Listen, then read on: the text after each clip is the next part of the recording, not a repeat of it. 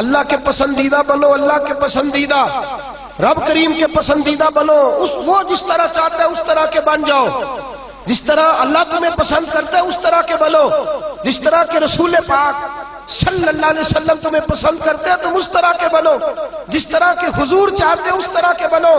حضرت مصعب ابن عمیر میرے رسول پاک کا غلام، اور حال یہ ہے کہ سب سے زیادہ فیشن اور سنگار کرنے والا مکے کا نوجوان کلمہ پڑھنے آیا تو میرے حبیب نے فرمایا یہ عشق کی بازی ہے، تو اس میں سے گزر جائے گا، تو بڑا امیر ہے، ہر مہینے تیری ماں نیا جوڑا لے کے دیتی ہے، یہاں تو غربتیں ہیں، ٹاٹ کا لباس ہے، کیسے گزارا کرے گا؟ عرض کی محبوب تو کلمہ تو پڑھا، محبوبہ تو کلمہ تو پڑھا، تو مجھے قبول تو کر، تو ایک دفعہ قبول تو کر، پھر میرا انداز تو دے۔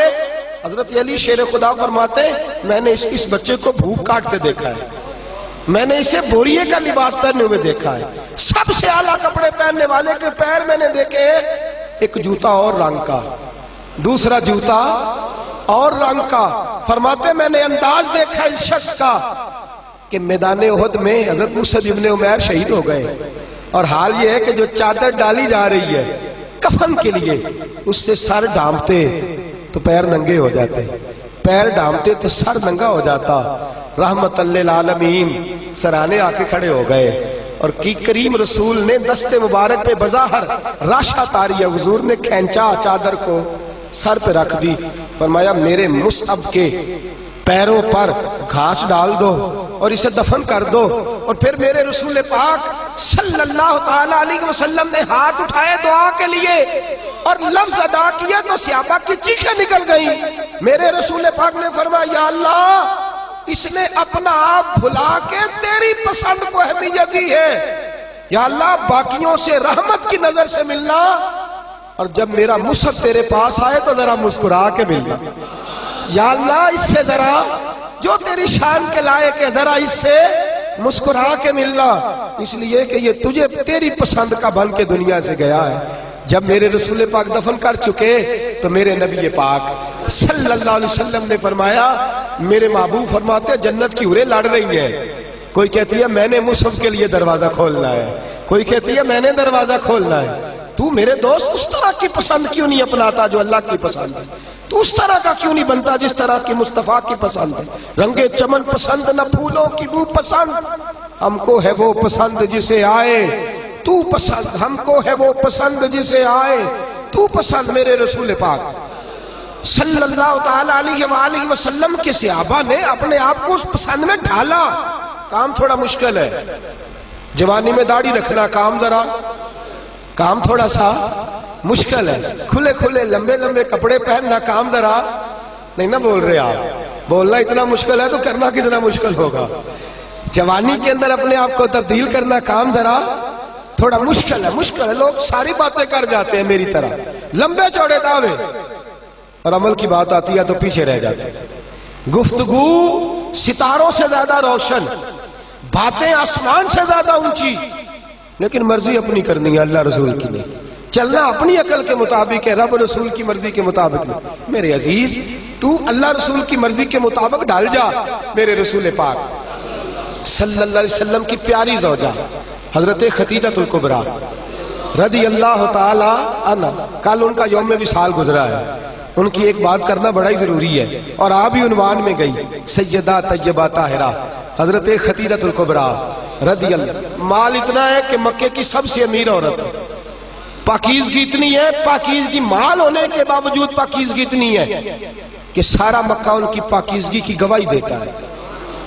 اور عالم تقوی اور طہارت کا یہ ہے کہ لوگ کہتے ہیں کہ جو کھانا سیدہ خدیجہ کے گھر میں ان کی کنیزائیں پکاتی ہیں وہ کھانا بڑا صاف ستھرا ہوتا ہے، طہارت بھی، نفاست بھی، بلندی بھی، مال بھی۔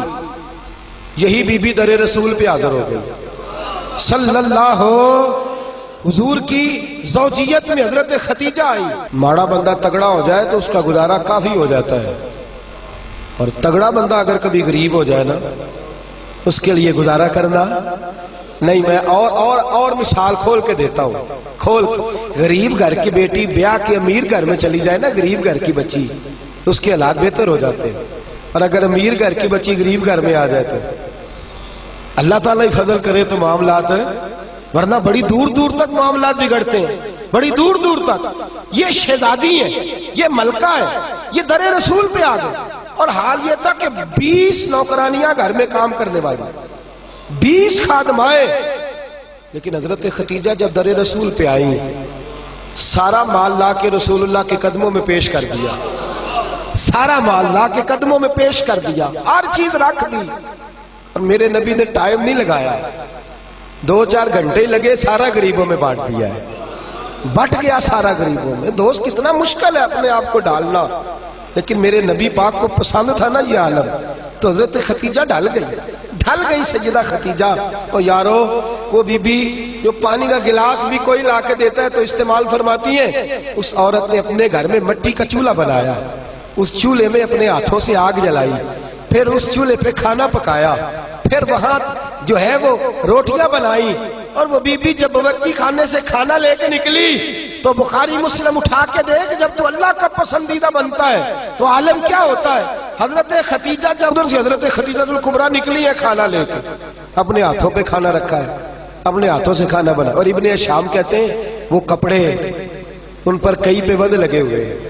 سیدہ ختیجہ الکبریٰ کھانا لے کے در رسول پہ آئیں تو میرے حبیب کریم نے فرمایا ختیجہ تیرے آنے سے پہلے حضرت جبریل آ گئے، تیرے آنے سے پہلے جناب جبریل آئے ہیں، اور وہ کہہ گئے یا رسول اللہ مجھے رب کریم نے بھیجا ہے۔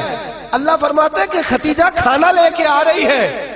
محبوب جب ختیجہ تیرے لیے کھانا لے کے آئے تو اسے اس کے رب کا سلام کہہ دینا، اسے اس کے رب کا، اسے اس فرشتوں سے بنتا ہے انسان اعلیٰ، مگر اس میں لگتی ہے محنت کچھ زیادہ۔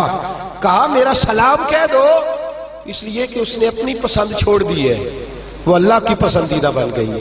اس نے وہ والا رنگ اپنایا ہے جس میں اللہ راضی ہوتا ہے، جس میں اللہ خوش ہوتا ہے، جس میں اللہ تبارک و تعالیٰ کی رضا ہوتی ہے، جس میں اللہ پاک راضی ہوتا ہے، وہ والا رنگ اپنایا میرے حبیب پاک صلی اللہ تعالیٰ علیہ وآلہ وسلم نے انداز دیا اپنی امت۔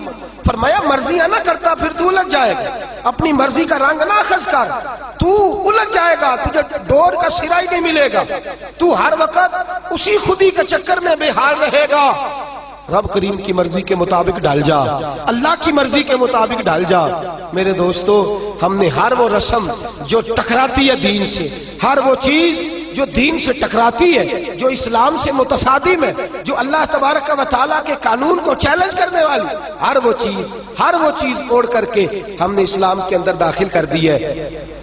کس کو نہیں پتا، کس کو نہیں پتا کہ بینڈ باجا سن کے میرے رسول پاک نے آواز سن کے بانسریا کی تو کانوں میں انگلیاں لے لی تھی۔ کیا آپ کے اس وطن پہ ٹی وی پر بیٹھ کے پورے دبدبے سے لوگ کہتے نہیں موسیقی روح کی غذا ہے؟ کہتے نہیں اللہ رسول کی پسند کو چیلنج نہیں کیا جاتا؟ کیا میرے نبی کریم صلی اللہ تعالی علیہ وسلم نے یہ نہیں فرمایا کہ عورتوں میں تمہارے لیے یہ پسند کرتا ہوں کہ گھروں میں ٹکی رہنا، میں تمہارے لیے پسند کرتا ہوں کہ پردوں میں چھپی رہنا؟ میرے نبی پاک علیہ السلام نے فرمایا میں تمہارے لیے پسند کرتا ہوں کہ تم اپنے پردے کی حفاظت کرنا، اور 3 شرطیں لگائیں۔ فرمایا عورت پردہ صحیح کرے، نماز پابندی سے پڑھے، اور جس وقت مرے اس کا خامد اس سے راضی ہو، اس کا خامد اس سے نماز 5 پابندی سے پڑھے، پردے کی حفاظت کرے، اور مرے تو خامد، فرمایا اس بی بی نے خامد نہیں راضی کیا، اللہ راضی کر لیا ہے۔ اس نے خامد نہیں راضی کیا، وہ اللہ کی پسندیدہ بن گئی ہے۔ یا رسول اللہ کیا ملے گا؟ فرمایا صبح قیامت رب کریم اس کے لیے جنت کے سارے دروازے کھول دے گا، اس کے لیے جنت کے۔ کیوں اپنی مرضی کرتے ہیں میری مائیں بہنیں بچیاں، کیوں اپنی مرضی کرتے ہیں؟ کیوں ہم کیوں عورتوں کو گھر کے اندر یہ پردے کی تاکید نہیں کرتے؟ اپنی پسند جو ہماری ہے کہ معاشرے میں اب پہلے رواج تھا دوپٹہ اوڑھنے کا، اب چونکہ وہ رواج بھی نہیں رہا، اب رواج ذرا بدل گیا ہے، تو یہ نیا رواج آیا ہے، اس نئے رواج کے کپڑے ڈلوا کر، اس نئے رواج کا فیشن کرا کر، اس نئے رواج کے اندر ڈھلا کر، اس نئے اسٹائل سے ساتھ بٹھا کر لے کے جاتا ہے، تو اپنی مرضی کرتا ہے۔ اور میرے نبی پاک صلی اللہ تعالی علیہ وسلم نے فرمایا اسے اللہ رسول کی مرضی پہ لگا دے، رب کریم اگر یہ اللہ رسول کو راضی کر لے گی تو اللہ تعالیٰ جنت کے سارے دروازے کھول کے جنت عطا فرمائے. دیکھیے نا میرے نبی پاک صلی اللہ علیہ وسلم نے فرمایا، حضور سید عالم صلی اللہ تعالی وسلم فرماتے ہیں او گروہ جوانا اپنی آنکھ کو نیچا رکھو. فرمایا اگر تم اپنی آنکھ کی حفاظت کرو گے تو اللہ تمہیں عبادت میں لذت عطا کر دے گا. اور فرمایا رب کریم اس جوان کی طرف دیکھ کر مسکراتا ہے. یا رسول اللہ کون سا جوان؟ فرمایا جب رات گہری ہوتی ہے تو وہ تہجد پڑھنے کے لیے کھڑا ہو جاتا ہے. تو اللہ کا پسندیدہ بندہ ہے، اس کو دیکھ کر تو رب کریم مسکرا رہا ہے. جوانوں کی جماعت سسکتا ہوا لہو ملت کا سارا، اس میں 85% ظلم نوجوان طبقہ کر رہا ہے. نوجوانوں دیکھو رمضان کا مہینہ ہے، ٹھنڈی ہوا، جمعے کا دن ہے. میرے نبی پاک صلی اللہ علیہ وسلم نے فرمایا قیامت کے دن عرش کے سائے کے علاوہ کوئی سایہ، جوان دیکھے میری طرف غور سے دیکھے اور میری بات کو غور سے سنے. فرمایا قیامت کے دن عرش کے سائے کے علاوہ کوئی سایہ. فرمایا جوانوں کو رب کریم جس کرسی عدالت پر اللہ بیٹھے گا نا اس کی سیدھی جانب اللہ نوجوانوں کو کھڑا فرمائے گا، اس کی سیدھی جانب. اور فرمایا رب کریم ان جوانوں سے راضی ہوگا، انہیں اللہ عرش کا سایہ عطا کرے گا. تو صحابہ نے عرض کی حضور یہ کون سے نوجوان ہیں؟ فرمایا جو دنیا میں اللہ کو راضی کر کے آئے ہیں، یہ اللہ کے پسندیدہ ہیں. کون سے؟ تو میرے حبیب پاک صلی اللہ علیہ وسلم نے فرمایا یہ وہ والے نوجوان ہیں جوانی بھی تھی، پاکیزگی بھی تھی، جوانی بھی تھی، آنکھ میں حیا بھی تھی. فرمایا جوان اور خوبصورت لڑکی نے ان کو دعوت گناہ دی تھی، ان کو اپنی طرف بلایا تھا، لیکن انہوں نے یہ نہیں دیکھا کہ مجھے پسند کیا جا رہا ہے اور میں بھی کسی کو پسند کر رہا ہوں، یہ نہیں دیکھا. فرمایا انہوں نے اللہ کی پسند کو سامنے رکھا. جوان اور خوبصورت لڑکی نے دعوت گناہ دی، لیکن انہوں نے کہا انی اخاف اللہ، میں تو اللہ سے ڈرتا ہوں، میں تو اللہ سے ڈرتا ہوں. میرے نبی پاک فرماتے ہیں رب انہیں اپنے عرش کا سایہ بھی دے گا اور فرشتوں کو بلا کے ان نوجوانوں کو کھڑا کر کے فرشتوں کے سامنے اللہ ان پر فخر بھی فرمائے گا. اللہ ان پر، لیکن دل کے پھپھولے جل رہے ہیں سینے کے داغ سے. اس گھر کو آگ لگ رہی ہے گھر کے چراغ سے. میں تو ہر وقت یہ راگ لاپتا رہتا ہوں، میں تو سسکتا رہتا ہوں. خدا را ملت کے جوانوں، خدا را رسوائی والی زندگی گزار رہے ہو، تم رسالت والی زندگی گزار رہے ہو. تمہیں دھوکے میں مبتلا کر دیا گیا ہے، فیس بک پہ لگا کر، انٹرنیٹ پر لگا کر یہ تمہاری پاکیزگی کا جنازہ نکالا جا رہا ہے. تم ہو کہ اس جنگل سے باہر ہی نہیں آ پا رہے، تم ہو کہ اس زہر کو تم سمجھ نہیں رہے یہ ہمارے لیے زہر ہے، تم ہو کہ تمہیں خیال ہی نہیں آ رہا کہ یہ رسوائی کا کام ہے، تم ہو کہ تمہیں خبر ہی نہیں کہ میں نے ہاتھ میں آنکھ کا انگارہ پکڑا ہوا ہے. خدا را دنیا داری کی پسند چھوڑ دو، کس کی پسند اختیار کرو؟ بولیے، سارے بولیے، نوجوان بھی بولے، بزرگ بھی بولے. اللہ کی پسند. کس کی پسند جی؟ چھوڑ دے سارے رنگ سارے انداز، ایک صبغۃ اللہ. ومن احسن من اللہ صبغہ. رنگ کس کا؟ اللہ کا. خواہش کس کی؟ مرضی کس کی؟ اللہ کی. اس مرضی پہ